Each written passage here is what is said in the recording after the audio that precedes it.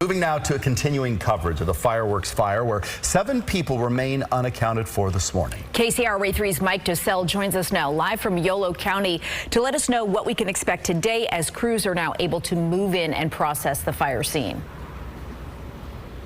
Yeah, and good morning, Melanie. And we are in the exact same spot as we were yesterday, right at that road closure, because there remains a wide secured perimeter around this damaged and destroyed fireworks facility. Our access to the site remaining limited. And here are some of the reasons why.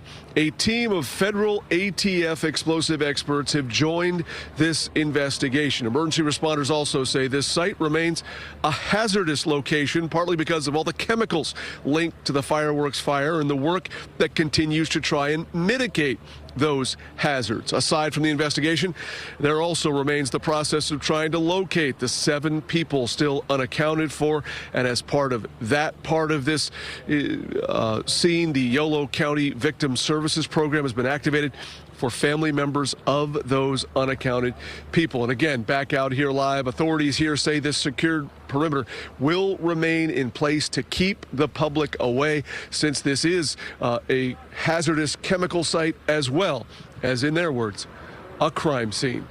Live in Yolo County, Mike Dussel, KCRA 3 News. All right, Mike, thank you. Now, the names of the people missing has not been released. We did speak to a family friend of one of those missing people who says the families of the victims have been left in the dark. Well, we all saw that on the news. It was like, how are they not at least saying, hey, the chances are very slim. Well, Darlene Sanchez there saying she's frustrated over what she describes as a lack of communication from officials. She says her best friend husband, Carlos Javier Rodriguez, seen here, has been missing since that explosion, adding the family is now grieving and they've accepted that he did not survive. There's nothing left. And it's been more than 24 hours, so. And I know him that he would have called by now. He would have somehow found a way to communicate to the world like, hey, I'm here. Well, Sanchez says the family received a phone call from the coroner's office and the family's expected to meet with them later today. The Yolo County Victim Services Program has been activated for the family members of those 7 missing. Those families can reach out to the county for a number of services, including counseling. Now, in addition to the investigation, a lengthy cleanup process is ahead. We spoke with an expert who says the explosions likely left behind hazardous materials.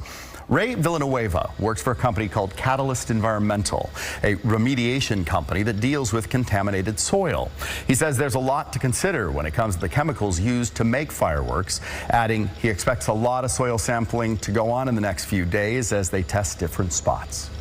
What happens is when the fireworks disperse, when then a lot of these things combine, in a situation like that fire, there's a lot of materials that were blowing next to each other and combining. If you're concerned about your property, he says it's a good idea to wet things down, especially if you expect it to be windy.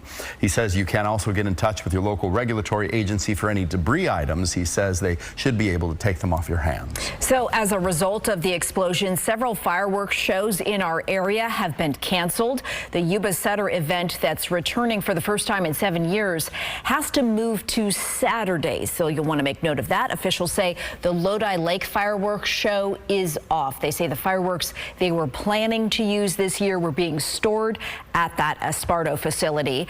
Also canceled El Dorado County's 4th of July show that was set for Placerville, as well as the 4th of July events in Cloverdale and St. Helena.